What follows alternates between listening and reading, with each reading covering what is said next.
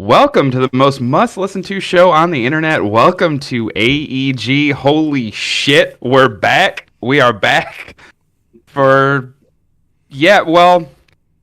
we we still keep in touch, obviously. I know most people wouldn't know that, but we talk fairly regularly, but when a big game comes out, like the game we're going to talk about tonight, we kind of felt like, let's get the gang back together, as much of them as we can, God of War, and talk God of War Ragnarok.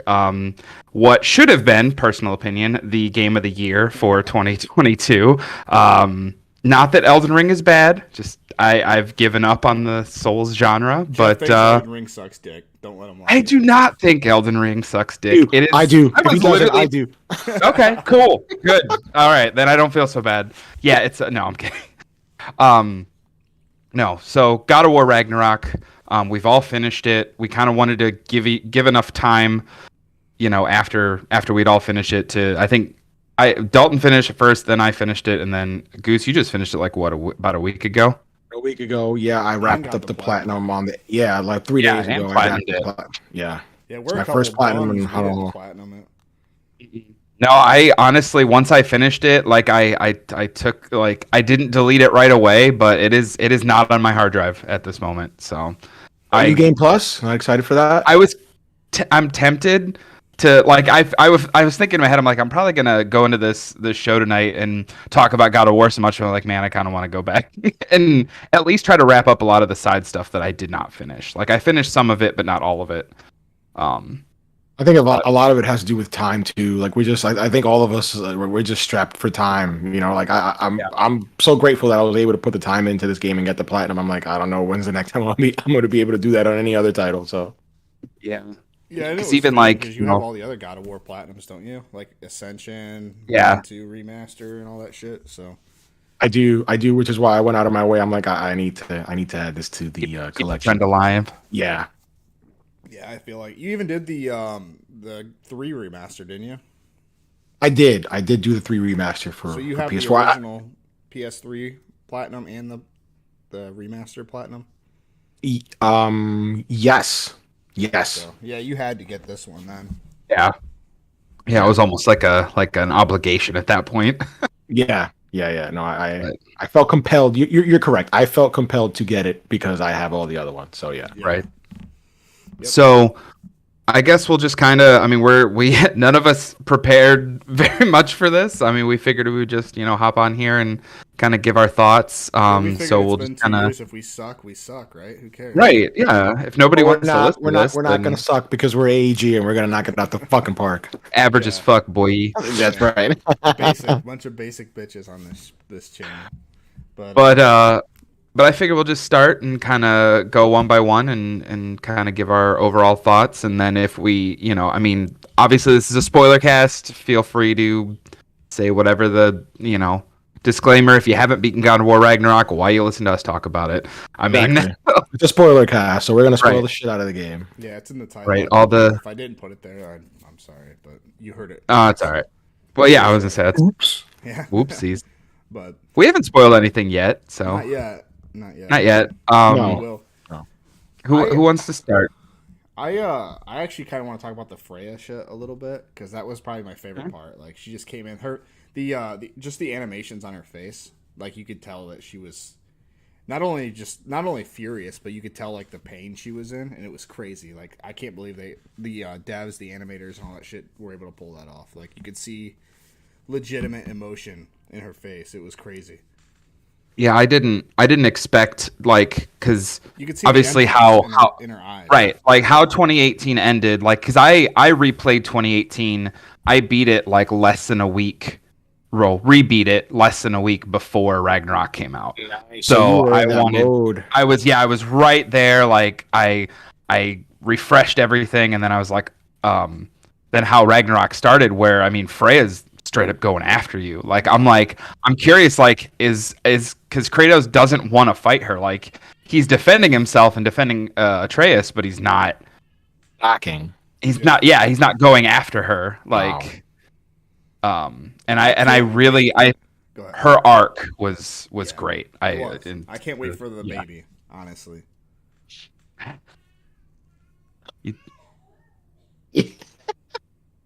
But yeah, going back to Freya, no, I liked her. I liked her arc. But going back to what Dalton initially said in terms of the animation work that Sony Santa Monica did with the game, it was just off kilter. It was great. I loved it. How do you guys feel about the fact that this is essentially, and to be clear, we all played it on PS5 because we're not last gen peasants. So. But what I did want to say was, how did you guys feel about the game being mainly a PS4 game that just got a few bells and whistles for PS5? Because I feel that it more than held up as a PlayStation 5 title, even if it wasn't built from the ground up for the system. Yeah, I don't think that it being that took away anything. Like it, I mean, because when I originally played 2018, it was back in 2018, and so when I played it on PS5, they had the extra so it ran at 60 frames a second. Like it was super smooth. So like going from the PS4 version of that to the PS5 version of Ragnarok, there was no. It didn't feel like a disconnect. Like it didn't feel like that leap. It was all like one seamless thing. It was all quality. And Jeff, I think I don't remember if you answered this on our Discord, and I'll ask this to Dalton as well. But did you guys play it on quality, or did you guys play it on performance? I played it on performance, so I was always north of 70, 80 frames per second, and I absolutely loved it. I'm almost positive I played on performance and not fidelity. Yeah, I played on quality, not performance. I wanted that 4K. I wanted it. Or you were playing on your monitor, right? I was switching back and forth. So like when I was playing on the TV, I was obviously going 4K. My monitor is essentially half of 4K, so it's really not even like a downgrade. But I could notice it a little bit, but I'm mostly playing at 1440 on my monitor. But yeah, but going back to the story, what do you guys think of that opening? Like, let's move past the fray a bit. But what do you guys like? For example, let's get into the characters of Thor when you first meet him, which was not at all the confrontation that they had set up at the end of 2018, and then the introduction of Odin. What do you guys think about that? I thought Odin was brilliant. Honestly, I loved it. Yeah, he was honestly Odin overall was one of my favorite characters of the whole thing. Like. Yeah. I love the actor that Richard Schiff that plays him. So I already when the trailers were coming out, like I recognized his voice. So I'm like, oh, that's cool that he's playing. I didn't know at the time. I didn't know who he was playing, and then when I see it's like, oh, he's playing Odin. Okay, that's a different take on because a lot of our references at this point for Norse mythology is Marvel. It's Marvel, yeah. And Thor, so it's like seeing this more, I guess, darker adult take on that stuff was really interesting to me.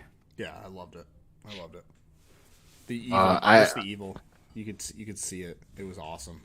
I could sort of sympathize with Odin as we get into the story a little bit, and we're getting into gameplay in a little bit in combat and all that stuff. Mm-hmm. But I love that Odin off the bat was very unassuming, and although he was just a terrible person and definitely the antagonist of the main story, it never really came across that way to me. He just felt very unassuming and very much about his business. He's like, hey, I may not like Kratos, I may not really trust Atreus, but I need him in order to get from point A to point B, and getting to point B is more important than anything.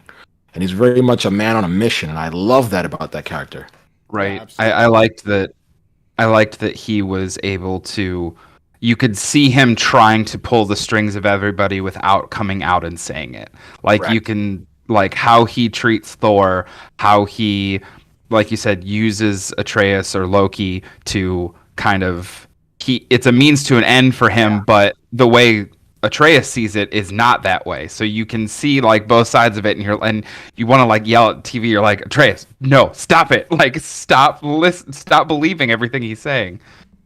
But then it sort of made sense for Atreus because at the end of the day, again, spoilers, he just wanted to prevent his father's death.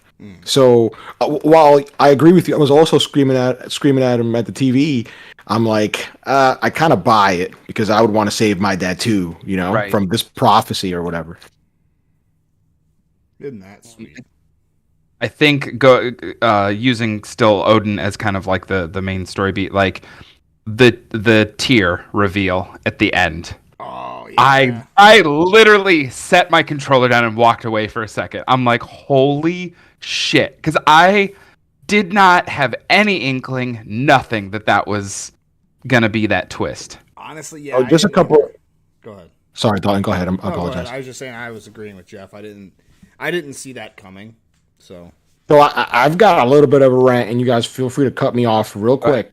But I had been looking forward to the tier reveal since God of War 2018, right? Because they sort of played him up. I don't know if you guys remember when Tears revealed in God of War 2018, and you see that mural with Atreus and Kratos. Probably Jeff, you probably remember because you just recently played it. Yeah. Yep. And I was like, oh, Tyr is this world's Kratos. He's this world's, this realm's bad ass, Yeah. Bad and, motherfucker. yeah. And once they broke him out of the prison, all I'm waiting for is when is this guy just gonna drop this pacifist act yet and just snap and beat the shit out of everybody? And it never came, and I was disappointed. But I love the fact that they subverted that. They're like, yeah, you're never gonna get that. Tyr is Odin. And what I did find out a couple days ago, I was watching IGN's Spoilercast, and they said that one of the game director, I think Eric Williams, was saying how they did leave little hints for the players to see. So, for example, when Tyr would speak, if you had the subtitles, you wouldn't have the accent on Tyr when it was Odin as Tyr. Oh. But when the actual Tyr speaks after the game, when you actually rescue him for the first time, you would see the accent to show the player this is the real Tyr. yeah. Interesting. And then there are a couple other tells, like when you would go to Sindri's house, if you would go to any room that Tyr was in, you'd see a couple of crow feathers. Yeah. Because again, the crow is Yeah. Odin's, That's pet or his- whatever. Yep. I was like, That's pretty oh, legit. I never thought of that. I would only know that because he said it, but I'm like, okay, makes perfect sense that we're leaving little breadcrumbs for the player to know, like, hey, there's something fishy going on here. And I was just too Right. stupid to pick up on it until afterwards too, because I was like, Same. afterwards when I actually noticed the feathers, and I was like, oh, that's weird, and I didn't even think past that. I was like, that's weird, but then that was it. Like, and then after he, revealed himself as Odin, I was like, oh my god, dude, they told us, they straight up fucking told us who it was. Did you guys think that the Brock death carried any weight? Like it didn't move the needle for me at all. Like it fell flat. I felt like it was just a needless death to kill somebody. But how did it resonate with you guys? I mean, I was shocked more than like upset, I guess. It was just surprising that's like I figured they would eventually kill off one of the big characters. You have so many of them and they've all, escape situations where it looks like they're going to be toast and they're not. So like I kind of assumed that they would kill off somebody, but it was interesting that Brock was the choice. The thing that did resonate with me was the flip of Sindri, of how Sindri went as this, very skittish, kind of not like very kind of not happy-go-lucky, but very not dark character. And then just the last like third of the game after Brock dies. Well, they had just that how reveal dark. earlier. They had that reveal earlier in the game too about how Brock had died once or whatever, or lost his soul, The and got reason- all his pieces back except for one, I guess. And Yeah, so it and kinda the made reason sense. that the blacksmith lady underwater, the Hilda. reason that Brock was like non-existent to her, because essentially he was non-existent to her. Like he didn't. He didn't have, like, there was a part of his soul missing or something, and when Sindri saved him, he wasn't able to salvage that part of his soul, so he was like incomplete in a sense. The Brock death didn't really do anything for me. I was just like, oh, okay, look, midget Yondu just got killed by Odin. Yeah. From Marvel Guardians of the Galaxy. It Like, midget. Honestly, it was the shock of Tyr and all that made that scene so great. But him dying, it wasn't one of those like deaths that, like, you know what I mean? It didn't really make me feel any kind of way. Yeah, no, it didn't. Yeah, go ahead. Sorry. No. No. Go ahead. I wasn't attached to him. I wasn't attached to him or Sindri. They're just people that fix my shit. Like, that's all they were.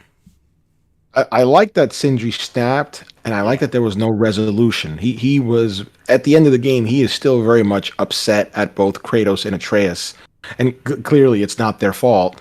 But he felt that he was wrong by aligning himself with Kratos and Atreus, and and their whole cause. Yeah, it felt like more guilt than anything. Like, yeah, he's pissed, but it feels like he feels more guilty than, you know what I mean. I know he's obviously pissed at Atreus and Kratos, but if it's deeper than that, you know what I mean. That's how I felt anyway. Like, you could, I don't know, like he hates himself more than he hates Atreus and Kratos. Yes. I know, obviously, Goose, you probably Dalton, you played through the mission, the secret ending, like the extra ending, where you do his funeral, you do Brock's funeral. Yes. Okay. I went to Svartalfheim. Yeah. Yeah, that was like one of the first things I did once I got kind of control of Kratos after the main ending of the game. Yeah. So I found that a little weird. I don't know if you guys remember once that particular mission was over, the credits rolled again. Mm-hmm. Yeah, like the actual credits. I'm like, oh, okay. I guess this is where the developer says this is the end cap. This funeral is the actual narrative end cap of this game. Yeah, like the Thor scene in 2018. Yes. But what do you guys think about the whole? Yeah. Wait. After the 2018. When they see each other? They roll when you're walking back from Jotunheim in 2018, and then once you actually go home, it triggers the Thor scene, and then that's when they actually roll. That's what I thought. So it's similar situation. Yeah. What do you guys think about the whole Thor and his whole family dynamic? Thor being the god of thunder, and man, that fight scene, boy, that second fight scene was hell of a way to start the game, right? Well, the initial one, yeah, but I'm talking about the final one. The actual fight against him at the end of the game. Yeah. That was something else. It was fun, dude. It was. Yeah. The combat. I know we're talking about the story right now, but the gameplay and the combat in that game was so fucking good, like so good. That's what made me. It was so fluid. Yeah, it was just. I mean, I don't know what. How they got it to be so damn smooth. Like, it's just across the board. I'm assuming we can kind of transition to gameplay if you'd like to. Yeah, that's fine. Go ahead. Just real quick before we talk about like gameplay and combat and stuff, I just wanted to get like your guys' thoughts on the whole dynamic between Odin and Thor, like the way he would. The way he would just talk to him like he was like his pet dog or something, like, do this, kill, I told you to kill so and so, how dare you? Yeah, it was awesome, man. Like, it kind of made you. Yeah, it kind of made you like feel for his family too, because they were obviously like. It was hard to tell at the beginning if they were like against Odin or not, but you kind of see it at the end, and then at that last fight when Sif tells you, like, when she can finally like kind of trust Atreus or whatever. It was pretty dope to see that. I don't know, like, I actually like kind of hated her at the beginning, and then towards the end, I'm like, they're all pretty cool. So I thought I really liked the scene when you're playing as Atreus and you go into the bar with Thrud. Mm-hmm. When Thor is just shit-faced drunk, and the whole bar fight scene is just, that was awesome. I loved that. That set piece was great. I enjoyed that set piece. Yes, it was so fun. And then you go on that mission with Thor afterwards, and he's like throwing up. Yeah. Like, hang on, dude. I gotta vomit real quick.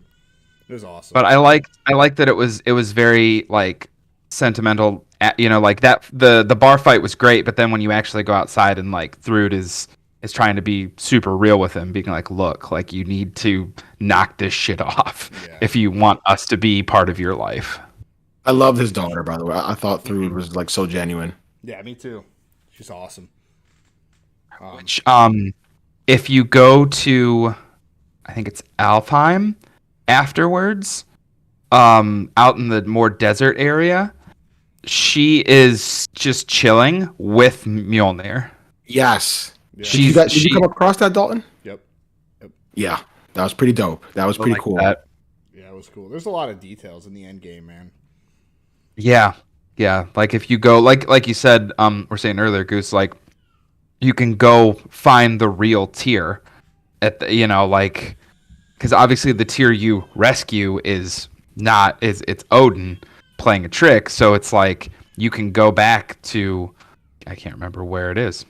What's I think it's oh my god, the it's where you get the Raven. worst? Is it Niflheim? No, I thought It's it was. Niflheim. Is it or is it Svartalheim? Um. Like in the mines of Svartalheim is where. Oh, where you originally get them, but when you find Yeah, them for when you unlock the real tier from the prison that Odin actually put him in, I think it was like the Ice Realm, not the Helheim. It was the other one where the Ravens are. I think it was Niflheim. Niflheim. Yep. Yeah, Okay. yeah, I couldn't remember where it was either. That's why I was just not saying anything because I had no idea. No, I played you're it. good. God, I haven't played that game in almost a month now, so it's. I should have. It'll be. It was a. I should have watched a It was. recap. It was I a remember. month. Yeah. Month like 2 or 3 days ago that it actually just came out. So it was a month Friday. Well, So I only. It was less than a week. I think I had it beat. So, um, yeah. I remember most of the story, but like the end game's kind of eluding me because I was honestly just looking at. I was looking at a collectible guide because I was starting to do the platinum, the platinum run or whatever, and then I just got burnt the fuck out, so I stopped. But yeah, honestly, the only thing that I think would prevent me from doing the platinum run is the bosses. Can't think they're what they're not too called. bad. I mean, You just put it on easy. Like I'll be honest, I That's faced what I played the whole damn game on. So I, I faced a berserker, and just out of like I don't know some stupid macho pride, I refused to put it on easy, and it took me 2.5 hours. I did it, but like, what do I get out of it? I wasted 2.5 hours of my life. yeah, I faced Gana for an hour, and afterwards I'm like, I'm not fucking with this. After an hour I put it down to easy, and I just got it over with. 'Cause I'm like, all right, I'm just trying to get this platinum. I don't need to prove anything to anybody except myself. I'm good. I already beat the berserker. I'm good. I want to call a So who time out right cares? here because this dude used to give us shit for playing on easy, saying like, "Oh, time's not an excuse. You don't play games on easy." And now this dude has no time to play, putting shit on easy. He's I, at, he's at, he he's right. I have called myself out on this to my significant other, and I will say it here live on YouTube. I apologize to the both of you. I apologize to the both of you. When you have kids and a family, there is no time. You got to do what you got to do because otherwise you won't be able to play. Yeah. So right. I'm sorry to the both of you. You won't Which is ever why I don't get play shit Elden from Ring. me. Yeah, you won't ever get shit from me for playing on easy ever. It just helps you Because you get just through the don't have the game. time. Yeah, and It does. it's nice when you finish a game and you have just as many controllers as you started the game with. So that's good. That also you works. still have the same TV. That's good. Yeah. So Yep. that's kind of another reason why I do it sometimes. I mean, I played Elden Ring. I didn't think it was that bad, but I actually tried getting back into it. I mean, it's complete, sidebar, but that's what we're known for. But I actually tried playing Elden Ring earlier tonight just to try to I'm like maybe I'll try a different class, maybe I'll try to do it a different way and try it. Nope, I can't. I don't know if it's because I'm so aggressive in those games and you can't be. I don't know. I don't know what it is. you're not a blocker or a dodger. You're just an attacker. No. That's what Jeff is. Yep, sure am. Don't even give this man a shield. Nope. Oh, no, So- Captain America, I am not. What kind of build did you guys go for? Like, I found out relatively early. Well, not relatively early. I was rocking like Lunda's cuirass, like the armor that you get from that like southern. So there's a south in the north, I guess. The blacksmith lady. I was rocking Southern her dwarf. gear. Yeah, I was rocking her gear for a while, but then looking through YouTube, I saw that the original gear that you get is like one of the most powerful in the game. So I made sure that like I was outfitted so I could like do maximum damage through strength, that I had my defense was up, and then that my runic ability, like my runic powers and cooldown were really high, because whenever I would face anybody, I would just spam the shit out of my runic abilities with Yep. the cooldown just to make sure that they would refill up and just spam it again. So like what kind of build did you guys go for? Defense. I- Same Bjorn. I I stuck with like strength, vitality, defense was the three things I focused the most on, and I did the same thing, Goose. I did use the blacksmith's like armor for a while, and then I can't remember. There was a set that I got towards the like last third of the game, and I cannot think of what it is, but I focused on that because I was listening to a podcast and they described it as kind of like how Assassin's Creed Valhalla works. Like if you instead of doing like mix and matching or like changing armor every time you get a new one, if you pick like a set that focuses on your play style, you can just stick with it and keep leveling it up as you go, as opposed to switching every time. Like, oh, I got this armor that's better than what I'm currently wearing, but it doesn't fit the play style or the build that I'm doing. So, Yeah. Did you guys do like transmog or anything? No, I didn't fuck around with it. I went with that. You have to fight those. They're like optional trolls. You have a rune to get them. So that the armor that I got from it was the Stenbjorn armor, I think is what it's called. But it's really high in defense. So like you're just a big tank. You just take all kinds of hits, and that's good for people like Jeff who don't like to block. So, I built it for him. I ended up like I loved the armor you get at the end of the game, like the armor you get like going into the final battle. I loved that armor. Yeah, it was sweet Visually, and like it fit how I played. So. Oh yeah. But no, I went with a fairly tanky build. So I don't know why I did that because I do block, but it was pretty cool to just be able to get blasted and be fine. I played the game in normal, by the way. I didn't play on any like hard or anything like that. So Yeah, I played it on normal. Yes. Hey, I played it on normal. So there's one thing that actually did bug me about the game as I am riding through the sands of Alfheim.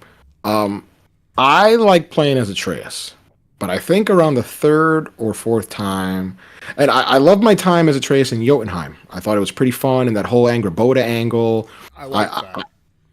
Narratively, I understand why it was important to switch back and forth. But in terms of gameplay, every time that I played as Atreus, I was just itching to get Kratos back because I'm like, Atreus just wasn't as fun, and it has nothing to do with the fact that he's a ranged character. It just, for me personally, the combat, although way more fleshed out than 2018, it just wasn't as fun. Like, what do you guys think about playing as Atreus? I mean, I kind of agree with you. Like, it was great the first like 2 or 3 times.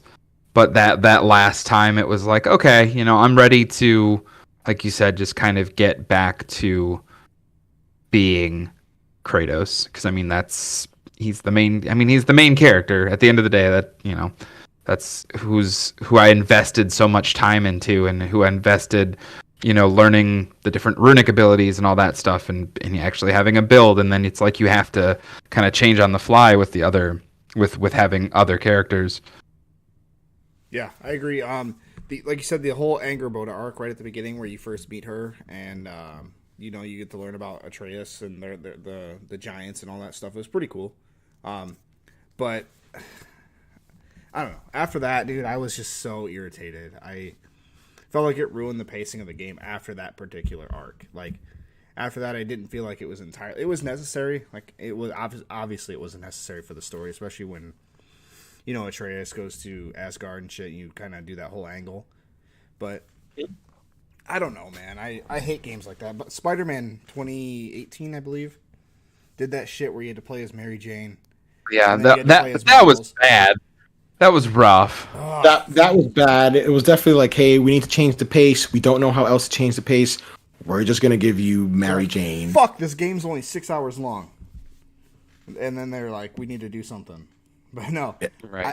I don't know. It's cool to meet Atreus' new squeeze. He's going to be making videos with her eventually, and I hope I don't have to play a game as those two though.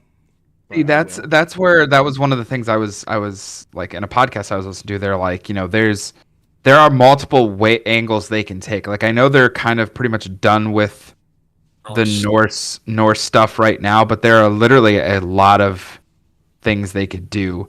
And they were even suggesting like they could even do like a Lost Legacy style where it's not like a full on, 35-hour game, they Basically could a just do standalone DLC kind of thing. right, right. So What else I'm thinking? So damn, I got so many thoughts now. Actually, I want to go to Heimdall. I know for the listeners out there, the one or two out there. I know we're jumping all over the place, but what do you guys think of Heimdall as an antagonist? I personally loved him. For anybody who played God of War 3, he reminded me of Hermes. And yeah, what do you guys think about Heimdall in that whole act? that guy, Right? oh my god, I think I want to say it was the Fucking game director. stiffest dick, man. He's like your typical like almost like Napoleon complex kind of deal, but Very loyal, by the way. Very loyal to Odin. Shit. big ass sucker for sure. Mm-hmm. I didn't really hate him though. Like I kind of appreciated his arrogance, if that makes any kind of sense at all. But It makes total sense. Absolutely. and it's weird because like although I wanted to fight him because he was arrogant and you're like, man, fuck you, but I almost felt bad killing him. You know what I mean? Because that was his problem though. He was loyal. He was loyal to a fault. So it was like it's almost like he based his whole personality around that loyalty too, which is it's kind of sad actually. So like I felt bad for killing him, really. I like that. So there's two things I liked about Heimdall in terms of Kratos' own character development. When Kratos refused to kill him at the very beginning, when he cut his arm off first, and basically cut his arm off and said, "Hey, lay off, dude. I'm letting you go with one arm." Right? And then Kratos had to be that nasty God of War that we all know from the previous games, and then he had to murder him like just disgustingly, like very horribly. I was at that moment I was afraid. I'm like, "Oh no, you can't." Like Kratos has had so much character development since God of War 2018. You can't revert him back to the character that he was before. Away. You can't do that. And I'm glad that they did it. They showed restraint where it was like, "Hey, he had to rise to the occasion for this particular motherfucker."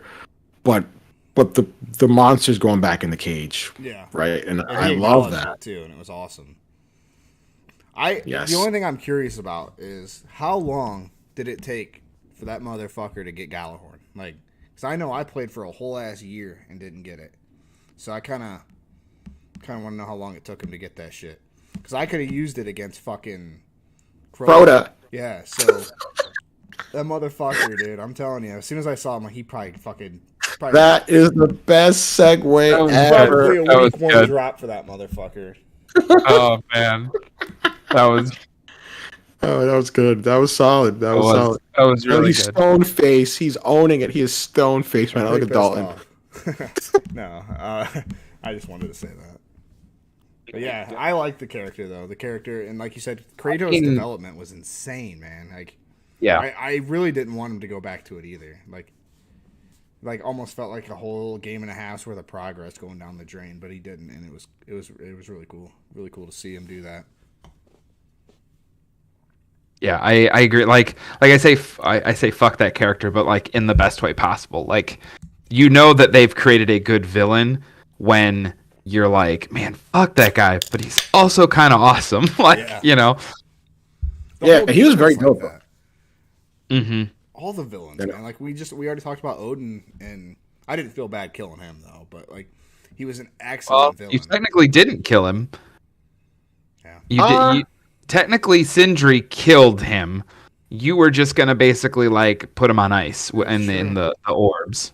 Well, before, so Odin is one of my favorite characters in this entire game, because I for whatever reason, anybody who's just as driven as him, no matter the consequences, for whatever reason, it just speaks to me. So right before Atreus said whatever he said that just knocked him out, I think Atreus sort of gave him a chance, like, hey, maybe you could. I don't remember the exact words, but it was sort of something along the lines of, hey, maybe you can change. Maybe you don't have to be so dogged about pursuing this.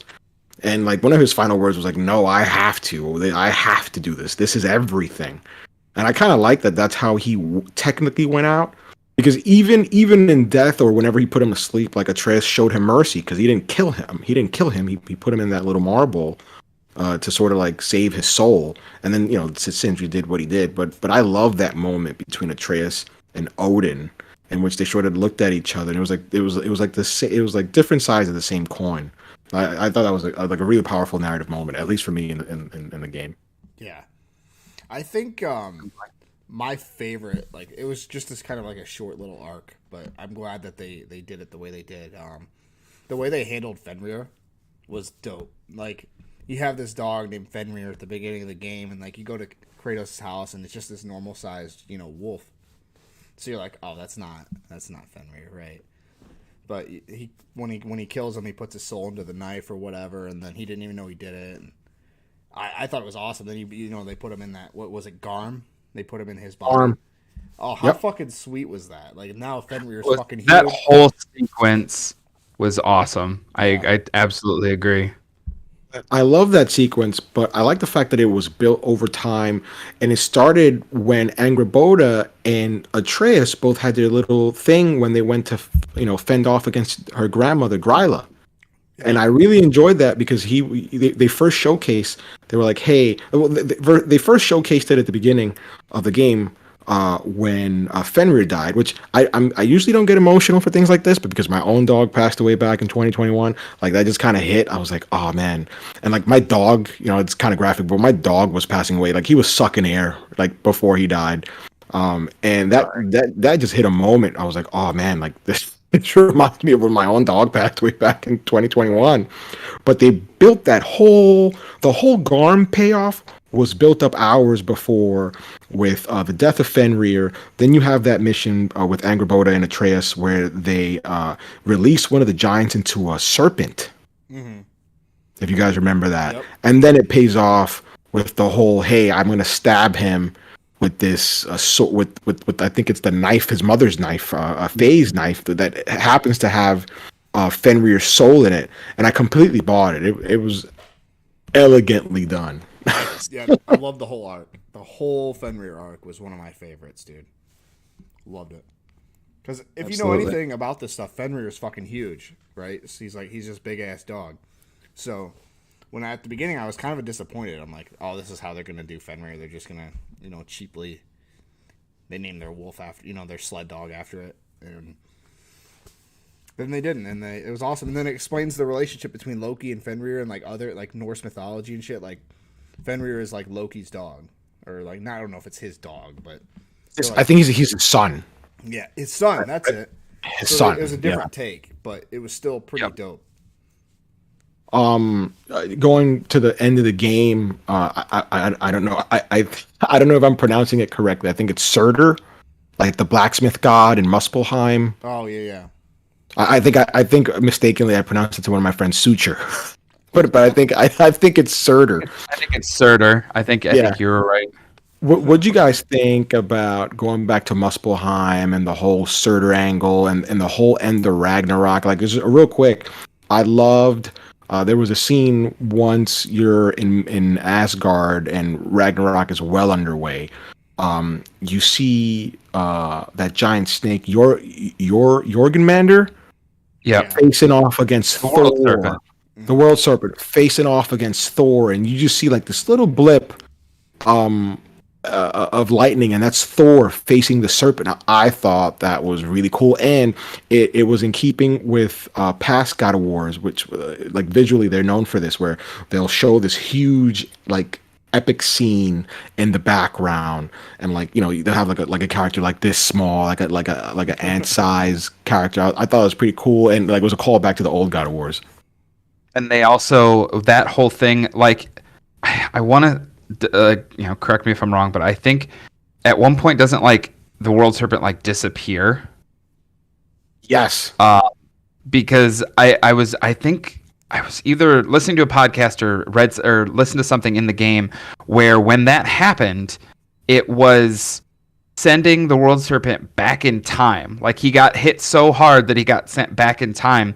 So in 2018, when they first meet the world serpent, Kratos and Atreus, there's this familiarity that because Atreus knew the world serpent because that was the world serpent that got sent back in time. Oh yeah, that's the take that Sony Santa Monica took, I think, for this rendition of their Norse world and mythology. But like I think I read somewhere that not only is Fenrir Loki's son, but so is the world serpent. Like Jorgenmander, I think, is also like one of Loki's offspring. Oh no shit! Loki just out here fucking everything. Yep.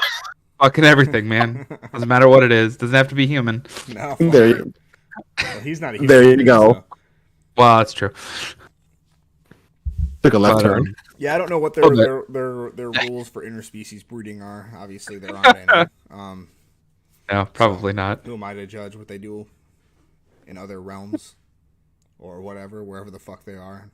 But What do you guys think of the representation of the 9 realms? Like, for example, we went back. Like, I remember Alfheim back in 2018. God of War was one of my favorite realms, with the elves and just these like intricate designed levels and just like very grandiose. And we went back to Alfheim, and it starts off that way when you're with Tyr. But then once you get into the sand area where you have to save the Hafkusas, it completely changed. So I like the fact that they were able to bring us back to a realm that they had introduced back in 2018, but twisted enough to make it brand new. What do you guys think about the depiction of the 9 realms? Going with Alfheim, I loved the gameplay part of it where you have like those mirrors and you throw the axe and it like to solve the puzzles of ricocheting off the mirrors and stuff like that. I just thought as a gameplay concept that was really cool. Like it never got like super frustrating. It just was just something different. And yeah, I like that they kind of changed things enough where, you know, because like Niflheim and Muspelheim in 2018 were technically optional realms. Like you did not have to go there unless you wanted to. So I thought that I liked that they used them in this game more heavily. They used them for actual story content and and used them as set pieces. Like with the ravens and stuff like that. I thought that was really interesting, and like how you killed the ravens and then they would be up in the tree and then you'd go and you could open the chests and stuff like that. I thought that was really cool too. yeah, Going back to the sorry, no, go ahead. I insist. Go ahead. I wasn't gonna say anything really. Yeah, you were. You were going to say something about level design. No, level design sucked. Your turn. I'm sorry. No, it was just more. I was just gonna compliment the devs again, like because everything was beautiful. Even like the areas that weren't supposed to be were. It was awesome. Like I don't know, they did a hell of a job on this game. Yeah, I could see they put the time into it, and there weren't too many bugs or anything like that. Like not what you would expect from a launch title like that. Because I played it under the day one patch, and everything was fine. I think I ran into any type of issue whatsoever. No game breaking for me. I did. I had not game breaking, but I had one hard crash. The game completely froze, and that was when I was facing one of those phantoms. It's one of those enemies that you got to get down, and then you got to take down the pillars that light up purple. Yep. Okay. So I had eliminated all the pillars, and I just needed to kill it, and it hard crashed. It completely locked. I had to quit to the main menu and restart it. But that was the only glitch that I had. But no, the game was smooth. I went back and forth between 40 frames per second and the ultra like super whatever high frame rate. I think it ran anywhere between like 80 to 90, usually somewhere in between. And that's mainly where I stuck at. I really enjoyed it. But to Dalton's point, no, the game was beautiful. I don't think it being originally a PS4 game took away anything from it, at least for me. I'm just trying to think and not spitball, but I'm trying to think about like anything narrative that really stuck out to me or gameplay.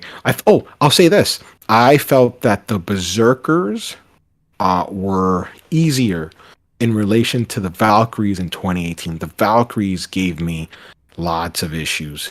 Like they gave me a lot of problems. I was very frustrated facing the Valkyries. Speaking of the Valkyries, I did like the fight in when you're with Surtur and like you're going to basically you start the whole process of Ragnarok and like you have to fight the two Valkyries at the same time. I really liked that fight. Yeah. Yeah, the Berserkers, like, I didn't beat them all, because, like I said, I got burnt out, but the hardest one for me that I faced was when you had to fight two of them at the same time. I think it was... Same place the funeral was. What the fuck? Where was that? Svartalfheim. Yeah. Yeah, okay, yeah. There was the two at the same time. That one gave me a little bit of trouble, but I don't think they were too bad. I obviously didn't get to Haral for Gna or whatever the fuck, however you pronounce that.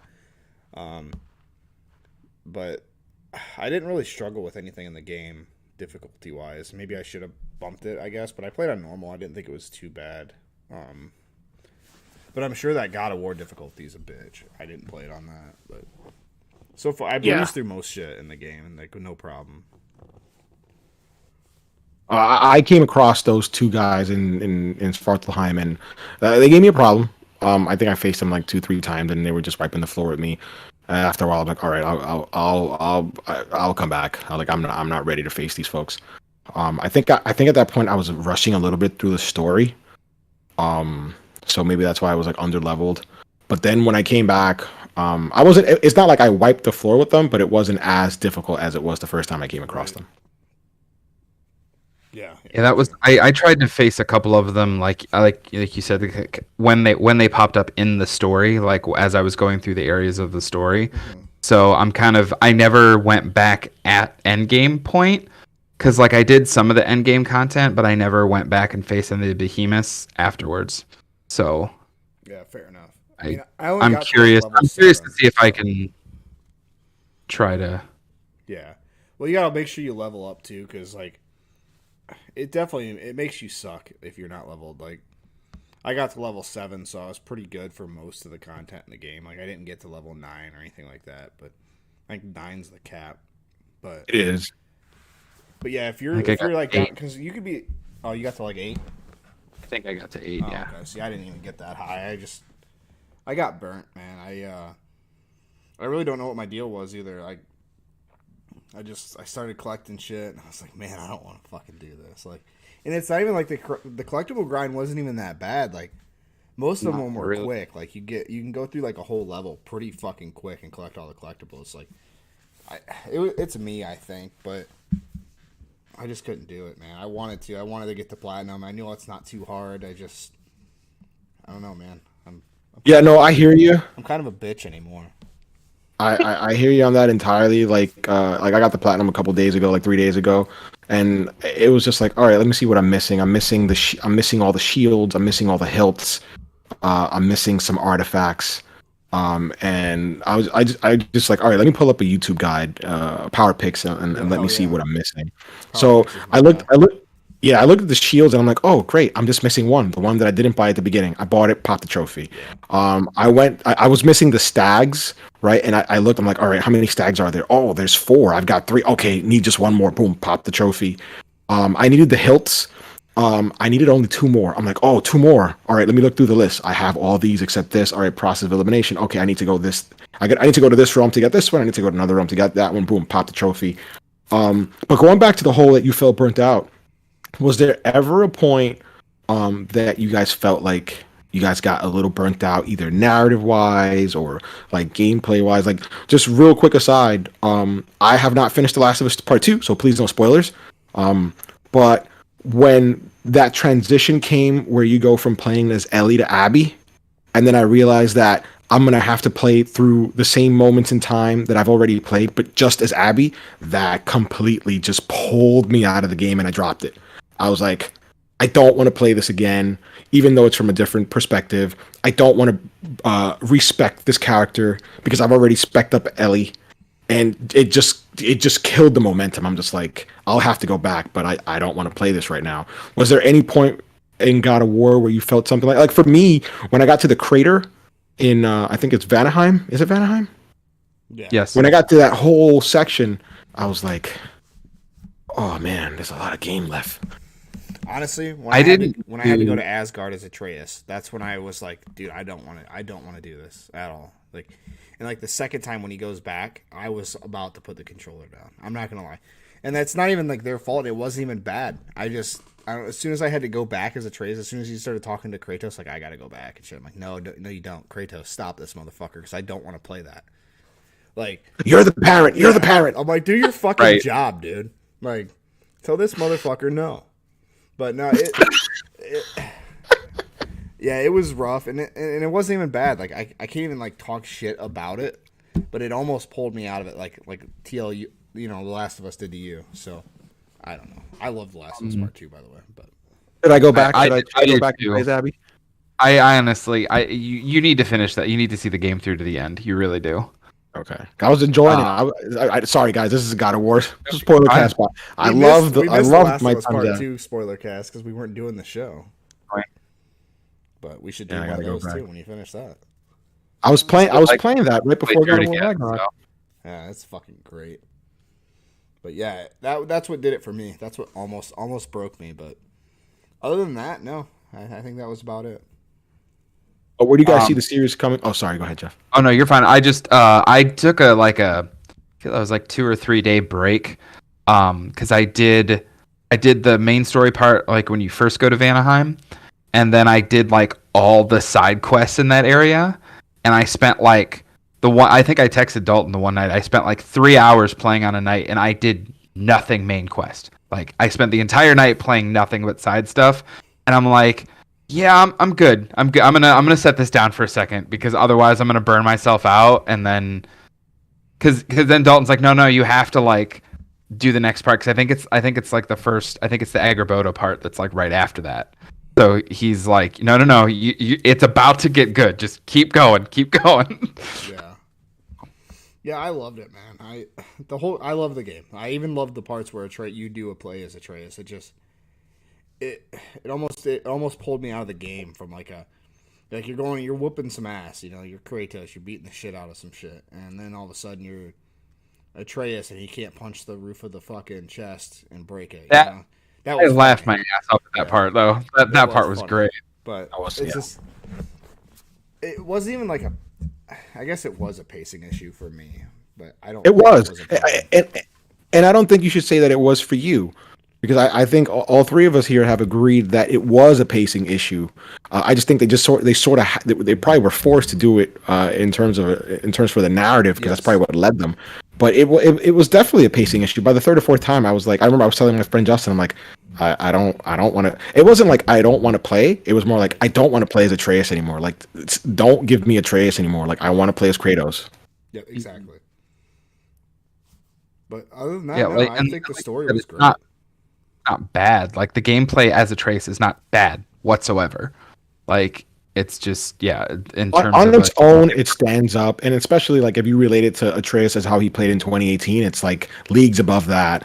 But in relation to Kratos, it just falls short. Plus, they didn't really give him like you could upgrade him, but it wasn't as intuitive or detailed as Kratos' own upgrade path with his armor and his weapons. So that also sort of took me like out of it. But yeah. Yeah, that's where I hit my snag a little bit. I powered through. I played even like when I was kind of feeling like, man, I don't want to do this. Like, because with the way everything is for me, if I don't play when I can, I don't get to play. So, 2 kids, it's a nightmare. I love them, but they don't give a shit about my time. So you gotta play when you can. right. I know we touched on gameplay, but we kind of talked about the moment of getting it, but the Drapnir spear. What'd you guys think? I liked it. Question. I barely used it. Really? I started using it because my friend Justin kept egging me on. He was like, use it, give it a chance. I like the fact that they introduced it, because it was in keeping with the prior God of Wars prior to 2018, in which they have different weapons, especially God of War 3, games like Ascension. You had the Nemean Cestises in God of War 3, right? So I like the fact that they did introduce a new weapon. I did not see it coming, and it was also for a narrative purpose. But I love the blades and the axe way too much. And funny enough, I actually used the blades more than I did the axe even.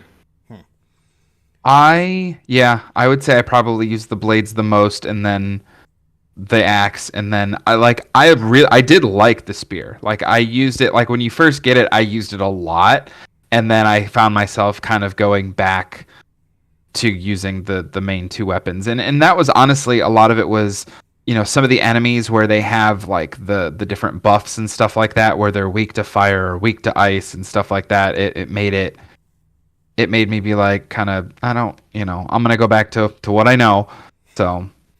See, I used it because there's an ability that you can get for it where it just rains down a bunch of fucking spears, and it melts bosses. Like, it was probably part of the reason why I didn't really struggle too much with the berserkers and shit, because that ability, man, where it just you could just watch the health bar fucking drain, man. It was pretty sweet. So that's why I used it. But I get what you're saying too, because on some of those boss fights, it's a little hard to throw, triangle, or whatever, and then because they just charge you and beat the shit out of you. So it's like it's kind of tough in that regard. But I think it's a runic ability, but it just fucking rains, dude. It rains spears and it's badass, and it drains the berserker's health pretty good. So Yeah, I use the shit out of it.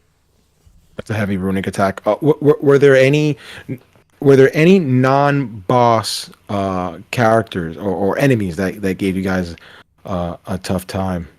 Yes, and I cannot think of it now. Like I remember being like, I am sick of fighting these guys, but I honestly can't remember what it was now.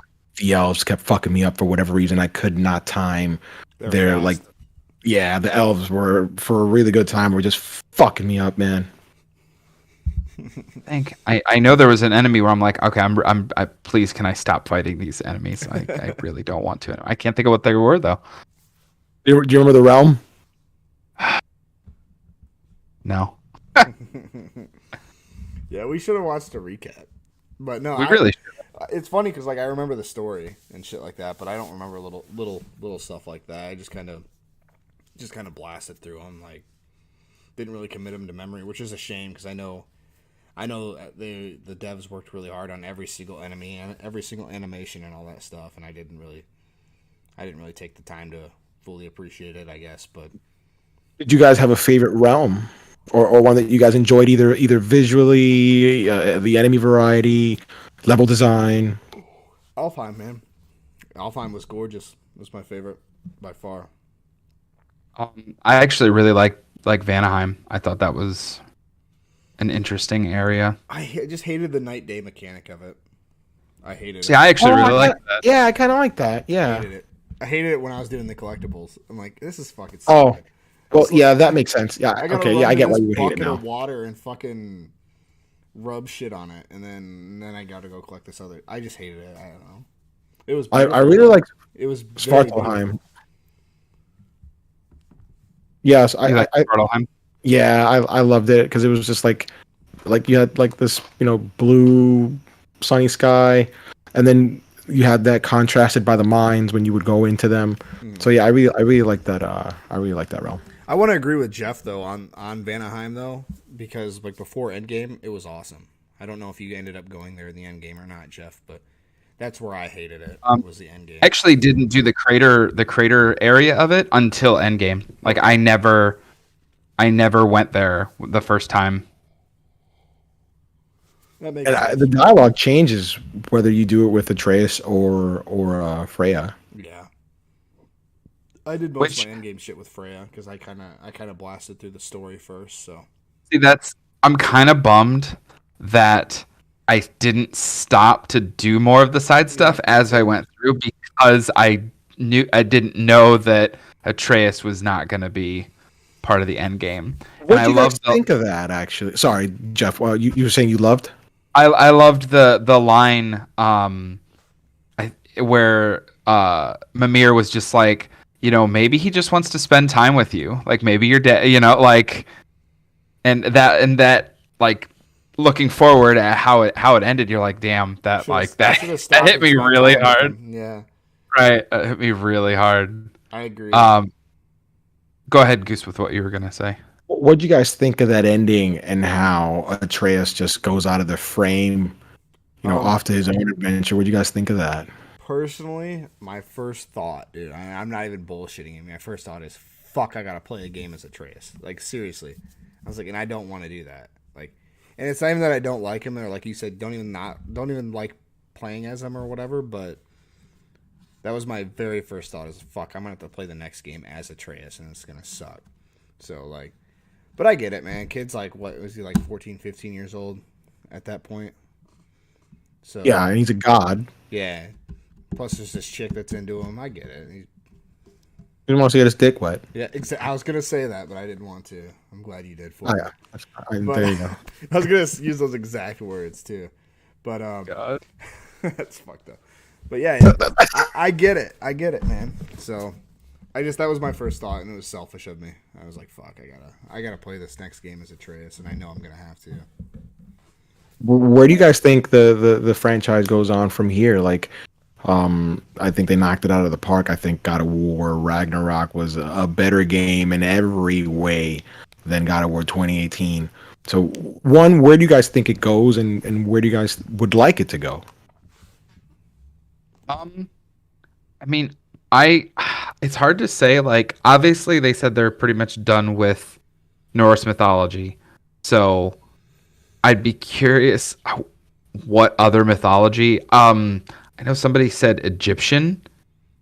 I think would Yeah. be super interesting. Although I think in like the preview comic before, and I saw this on YouTube. So in the current timeline, Kratos has already been to Egypt before he goes to the Norse world, Okay, and that interesting. that was in a preview comic that I recommend that you guys watch on YouTube. I forgot who details it, but just type God of War Egyptian comic or something. I personally would want to see something like in a Mayan, like the Mayan gods, Marlin's ancestors. I'd love to see that. God.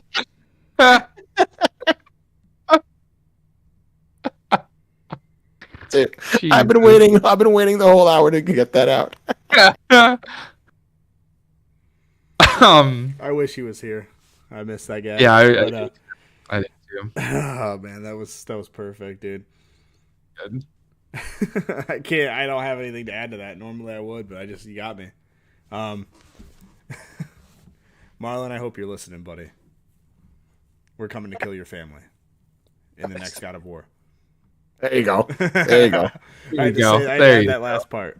Not Yeah, gotta add that disclaimer. Yeah. But no, it's Um, I don't really know where they're gonna go, and I feel like being done with the Norse is kind of like Jeff said, maybe the Atreus part will be a standalone kind of thing, because like you'd think his little arc that he's gonna go do now with the giants and stuff is gonna be kind of part of that same mythology, right? So. But then again, I don't know what the hell exactly. I don't remember exactly what he went off to do, but I assumed it had something to do with the giant souls and shit, right? So he's trying to. There are other giants out there, right, basically, and he's going to try to find them. yeah. I think that So maybe yeah. they're not entirely. Even if right, even if they're not entirely like, even if like let's say Kratos has nothing to do with the Norse mythology anymore, like they could still technically keep their promise of being done with it, but not being done with it by doing like some type of spin-off game as Atreus. I think Sony Santa Monica should do this, and this is probably blasphemous because coming off one, I want to salute them because they decided to not be greedy, and I shouldn't word it that way. It has nothing to do with greed, but I love that they decided, hey, we can tell the story in 2 games. We don't need to milk it and make a third one and overstay our welcome. I think they went out on a high note with God of War Ragnarok. They were able to elevate everything that they did in God of War 2018, and it's a masterpiece, and they pulled it off.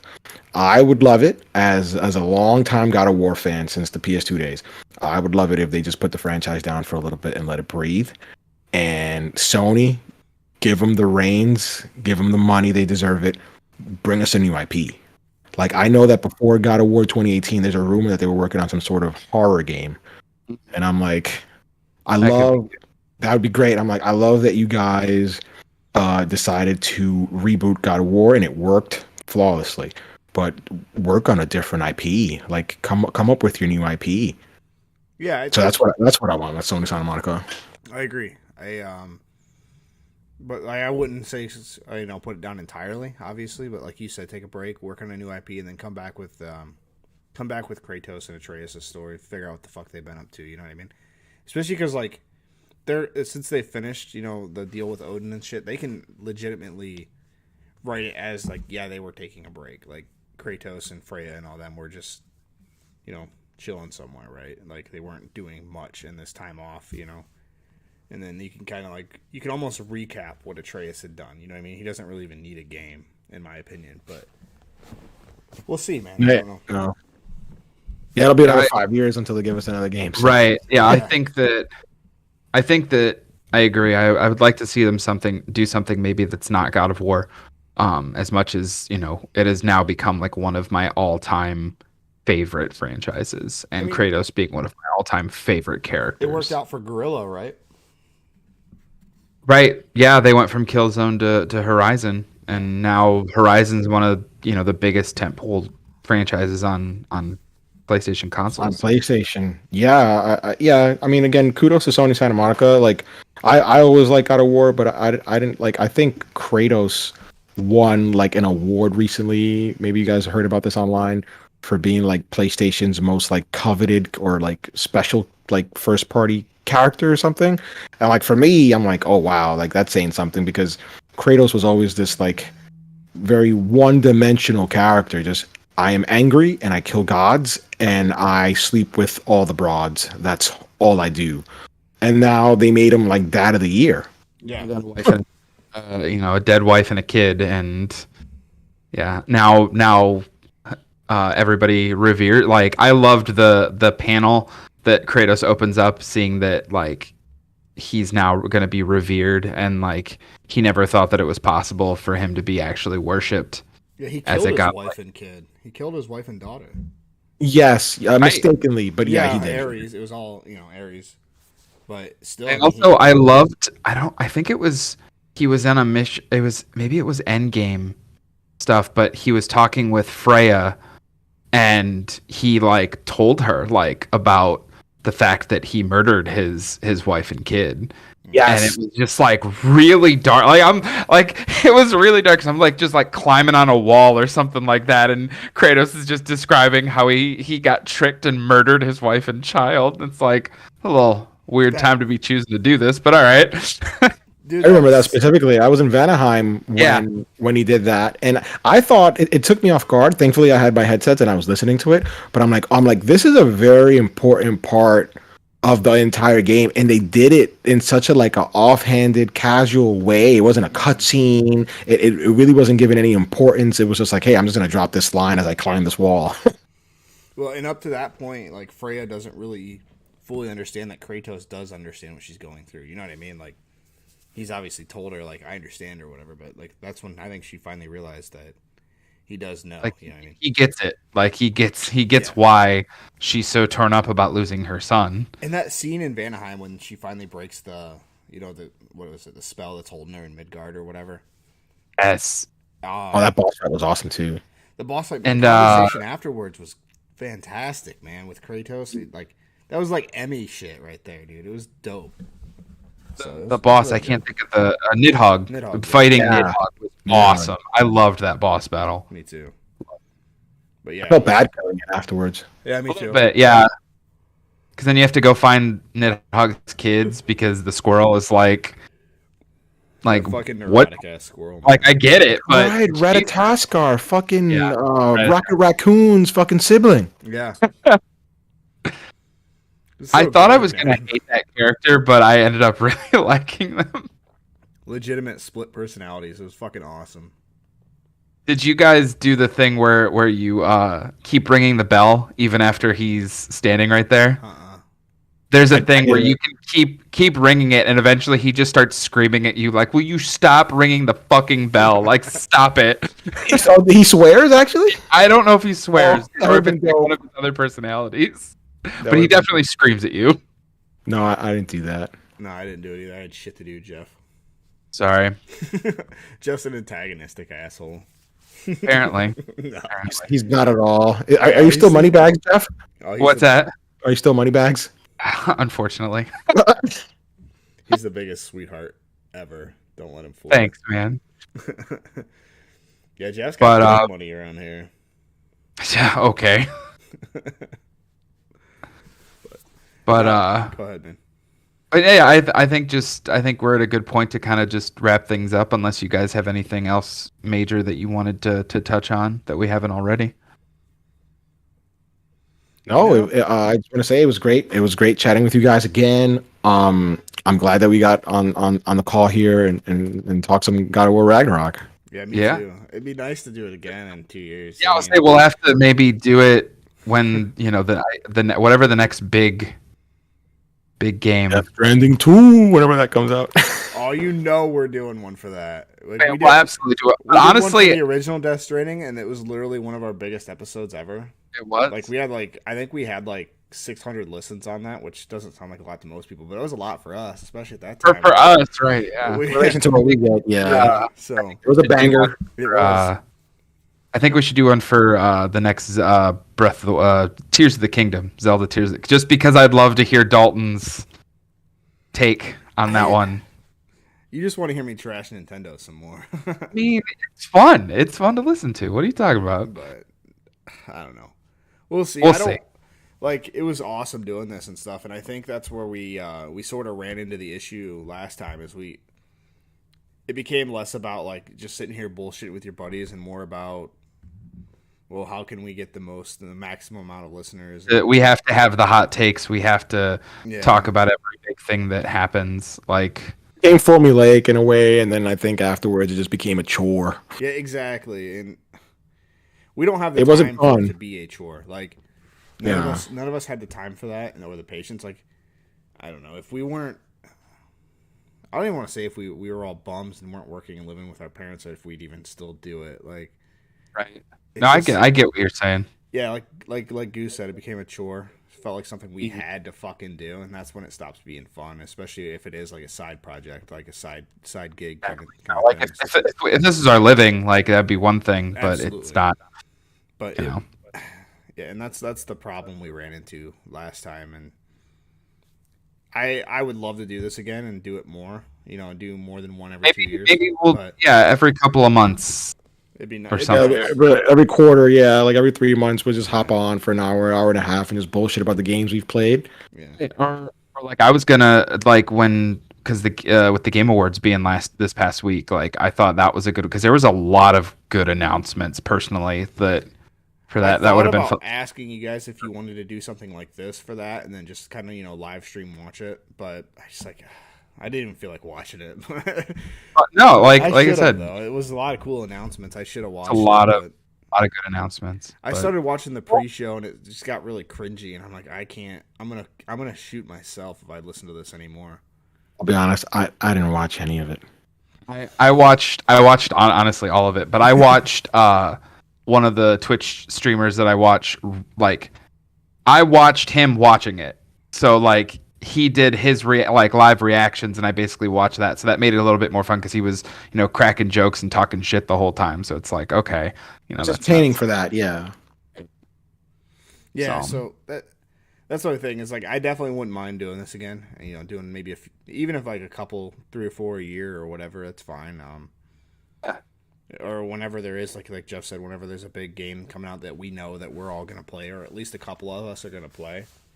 I would not something where I like God of War, or even like we were saying Death Stranding too, where it's something there's a big story, there's a lot to talk about, Yeah, absolutely, and I'm definitely playing Death Stranding too. Seriously, that was my favorite game last generation by far. So it was really funny, because you said when you beat God of War, you're like, oh man, this is game of the generation, and then Death Stranding 2 got announced. I was like, oh my god, Dalton, stop it, stop saying things.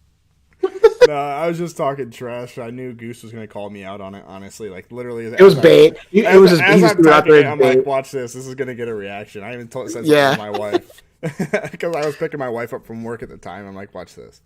And not even 10 minutes later. Usually it takes Goose a while to respond, but it was right away too. He's like, "Oh my god, here we go." yeah. That's exactly what I wrote. I was just hyperbole. Dalton is back at it again. There you go. Yeah, I was just talking shit. I love the game, but it's way too early to be game of the generation. That's obviously going to be Death Stranding too. And then you were talking shit, because I honestly, for a split second, I believed you, because I saw that you 100%ed Callisto Protocol, and then you're like, man, this game, and I was like, I liked it, but I didn't like it that much, man. I don't know what the hell you're talking about. He kind of prepped me with God of War, and I was like, yeah, he's just fucking with me again. He's just trying to get a rise or something. No, that game sucked, but yeah, I would definitely love to do it again for sure. So if there's a big game coming out that we're all gonna play, let's definitely jump back on. The Yeah, Zelda even like thing. you said, something like this where it's just bullshitting Yeah, and exactly. Yeah, I figure every 3 months, we hop on and we just bullshit about any game that I we've been like it playing. because I mean by March of next year it's gonna be there's at least one big game a month for me personally that I'm like Jesus I'm gonna be spending so much damn money on games The only one I between can think about January and June. is Hogwarts. I'm definitely playing that. Like no I'm looking doubt. forward to Absolutely. that, and I know it's a remake, but I can talk Dead Space all day. I mean, I'm ready to go for Dead RE4 Space. remake for me in March too. When does Yeah, Forspoken come out? January 24th. wasn't it pushed? No, Or it was originally supposed to come out back in like I think October or September, and then it got pushed to January. Is that PlayStation exclusive or is that? Yes. Oh, is It's it PlayStation temporary? console exclusive. Is it It's temporary or? PC, I think, too. oh PC. Oh. Yeah, I might play it. Then. And I think, and yes, Goose, I think it eventually will. Like limited I don't. exclusive. Yeah, I don't. I think it's at least 6 months. I want to say, but I'm not 100% sure. We got Final Fantasy here in like 2 days. Um, That Crisis Core remake. I did buy that, so that's I never played Crisis Core. Like I have the Played it PSP either. game. It was great. Yeah. Actually, that's the distinction that I have. It's the only Final Fantasy game that I've ever finished. I beat it back on PSP, and it was solid. I think the director of the PSP game is the same one who directed Final Fantasy 15. I don't know his name, but I know that Final Fantasy 15, its combat system was sort of ripped straight from Crisis Core's action. Like Yeah. it's real time action RPG. Right. yeah. And I have heard that like Crisis Core is relatively short. Like it's only like a 10 to 12 hour game because it was designed for a handheld. So they said a lot of like the side stuff is very straightforward, very contained. Like you can beat it in their 10 to 15 minute side mission type of deal where it's not. Very bite sized, it's very linear, and the It's a soundtrack handheld is game. on point. All Final I mean that's Fantasy soundtrack. that's I would say that's Genesis. That's Yeah. Final Fantasy. Final Fantasy games are amazing for that kind of shit. But Yeah, other than no. that, like that's all Forward to I'm really playing through looking it. forward to, man. All right, just Final Fantasy and Hogwarts for me, but I might get Forspoken too. I've kind of Did you play the demo? no. I haven't honestly even like downloaded it yet. legitimately try the demo. I really before you because I was actually like one of those like oh I'll get it eventually like I want to play it but it's not a day one purchase and then after playing the demo my buddy that I game share with he's like yeah I'm getting it I was like yeah that's good because I want to get it so Yeah, hell yeah. So. Yeah, that's awesome, man. I've kind of stayed away from all trailers and shit. So even Ragnarok, I didn't really watch any trailers for it. Like I just Nope. kind of knew it was coming out. So right and like it's one of those like there are a lot of times like I'll watch a trailer just to see what it looks like and kind of get geared up for what the direction they're heading in but yeah once I know like I am absolutely You're sold on it. You don't need to be no sold doubt in on my it mind anymore. buying Yeah. this I'm like okay I'm good I don't need to see any more of it thank I you don't like risking spoilers, and I don't like seeing certain scenes like because they a lot of times, especially lately, it seems like they're putting like these big ass important scenes in these trailers, and I don't want to Yeah, see it. for a long time now. Yeah, even with movies, I'm right there with you. I hate being I'd spoiled. rather get hyped up seeing that scene in the game than in a trailer. So like you said, if it's a game that you already know you're going to buy, like God of War Ragnarok, there was no chance that any of us weren't going to buy that, right? So it right was like, why am I watching this? Why am I watching this trailer? So Agreed. it's kind of how it was. The Death Stranding 2 trailer, I had to watch that though, because like I genuinely had no idea what they were going to do. So it's pretty cool to yeah see and Fragile. I knew that it was gonna happen but then like just how much we've already seen like you know how much they showed in the trailer of just like Jesus like I mean it's probably pretty far along Yeah, I am expecting this to be a 2023 game. And the reason I say that was because Kojima and Sony signed their deal back in 2016. And by 2019 the game was already out. Now granted, you can say what you say that you know people can say whatever they want to say that it's just a barren wasteland. It's a very beautiful barren wasteland by the way. But I fully expect this game to be like one of Sony's big first party offerings for 2023. I'm looking forward to it. yeah, honestly, probably Death Stranding is amazing. Spider-Man 2 I think will probably be Sony's two big big tent poles that's for definitely coming three. out this year or this next year. Yeah, I'm hoping that that's like a September type deal, and then like Death Stranding 2 is like November, like just back to back bangers for the fall for them. Absolutely. So, but yeah, I think other than that, man, I think we covered most of the shit in the story. And that wraps it up. Yeah. So Well, thank you guys for listening. Thank you guys for being back with us. Thank you, Dalton, you Goose. I appreciate you guys taking the time out of your Sunday to sit here and bullshit like we used to. It was fun. it It was.